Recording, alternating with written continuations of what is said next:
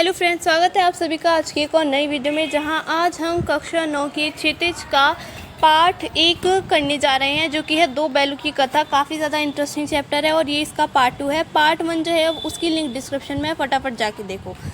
तो दूसरे दिन झूरी का साला फिर आया और बैलों को ले चला। अब की बार उसने दोनों को गाड़ी में जुटा दिया।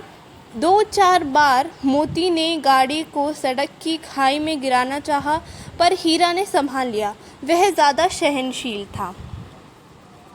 संध्या समय यानी कि शाम के टाइम घर पहुंचकर उसने दोनों को मोटी रस्सियों से बांधा और कल की शरारत का मज़ा चखाया। फिर वही सूखा भूसा डाल दिया। अपने दोनों बैलों को खली चूनी सब कुछ दी। दोनों बैलों का ऐसा अपमान कभी ना हुआ था। झूरी इन्हें फूल की छड़ी से भी न छूता था। यहाँ मार पड़ी। सम्मान की व्यथा तो थी ही, उस पर मिला सूखा भूसा। नाद की तरफ आंखें तक न उठाई। दूसरे दिन गया ने बैलों को हल में जोता, पर इन दोनों ने जैसे पाँव न उठाने की कसम खा ली थी। वह मारते मारते थक गया, पर दोनों ने पाँव न उठाया। एक बार जब उस निर्दय ने हीरा की नाक पर खूब डंडे जमाए, तो मोती का गुस्सा काबू के बाहर हो गया। हल लेकर भागा। हल, रस्सी, जोत, जुआ सब टूट टाट के बराबर हो गया। गले में बड़ी बड़ी रस्सियां ना होती तो पकड़ाई में ना आता। हीरा ने मूक भाषा में कहा, भागना व्यर्थ है। मोती ने उत्तर दिया, तुम्हारी तो इसमें जान ही ले ली थी। अब की बार मार पड़ेगी। पढ़ने दो, बैल का जन्म लिया है तो मार से कहाँ तक बचेंगे। गया 2 आदमियों के साथ दौड़ा आ रहा है। दोनों के हाथों में लाठियाँ है। मोती बोला, कहूँ तो दिखा दूँ कुछ मज़ा, मैं भी लाठी लेकर आ रहा है। हीरा ने समझाया, नहीं भाई, खड़े हो जाओ। मुझे मारेगा तो मैं भी 1-2 को गिरा दूँगा। नहीं, हमारी जाति का यह धर्म नहीं है। आज दोनों के सामने फिर वही सूखा भूसा लाया गया। दोनों चुपचाप खड़े रहे। घर के लोग भोजन करने लगे। उस वक्त छोटी सी लड़की 2 रोटियां लिए निकली और दोनों के मुंह में देकर चली गई। उस एक रोटी से इनकी भूख तो क्या शांत होती, पर दोनों के हृदय को मानो भोजन मिल गया। यहाँ भी किसी सज्जन का वास है। लड़की भैरों की थी। उसकी माँ मर चुकी थी। सौतेली माँ उसे मारती थी।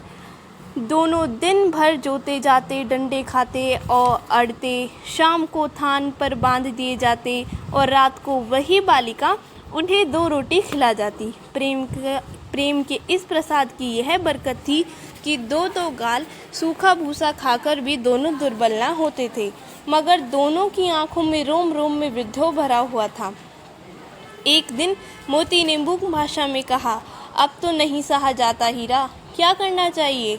एक आध को सींग पर उठाकर फेंक दूंगा, लेकिन जानते हो वह प्यारी लड़की जो हमें रोटियां खिलाती है, उसी की लड़की है जो इस घर का मालिक है। यह बेचारी अनाथ ना हो जाएगी तो मालकिन को ना फेंक दूं?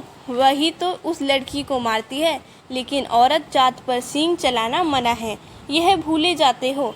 तुम तो किसी तरह निकलने ही नहीं देते। बताओ, तुड़ाकर भाग चले? हाँ, यह मैं स्वीकार करता हूँ, लेकिन इतनी मोटी रस्सी टूटेगी कैसे? इसका एक उपाय है। पहले रस्सी को थोड़ा सा चाब लो, फिर एक झटके में जाती है। रात को जब बालिका रोटी खिलाकर चली गई, दोनों रस्सियाँ चबाने लगे, पर मोटी रस्सी मुंह में ना आती थी। बेचारे बार बार जोर लगाकर रह जाते थे। सहसा घर का द्वार खोला और वही लड़की निकली। दोनों सिर झुकाकर उसका हाथ चाटने लगे। दोनों की पूंछें खड़ी हो गई। उसने उनके माथे सहलाए और बोली, खोल देती हूँ, चुपके से भाग जाओ, नहीं तो यहाँ लोग मार डालेंगे। आज घर में सलाह हो रही है कि इनकी नाक में नाथ डाल दी जाए।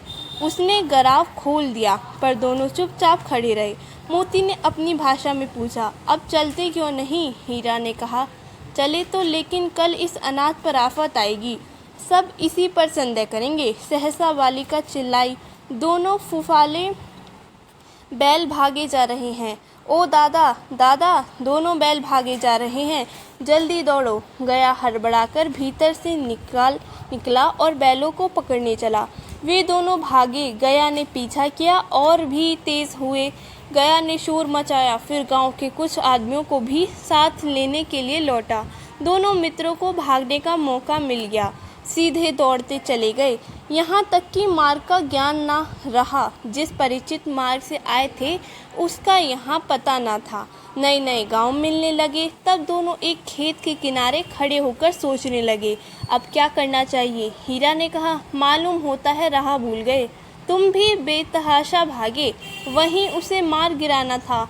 उसे मार गिराते तो दुनिया क्या कहती, वह अपना धर्म छोड़ दे। लेकिन हम अपना धर्म क्यों छोड़े।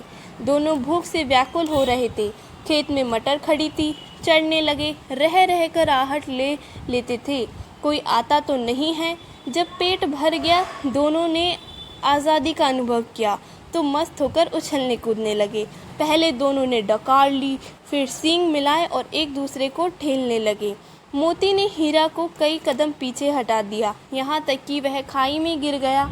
तब उसे भी क्रोध आया, संभल कर उठा और फिर मोती से मिल गया। मोती ने देखा खेल में झगड़ा हुआ चाहता है तो किनारे हट गया। आगे की कहानी में क्या हुआ जानना चाहते हो तो इसकी पार्ट 3 के लिए लाइक करो वीडियो को।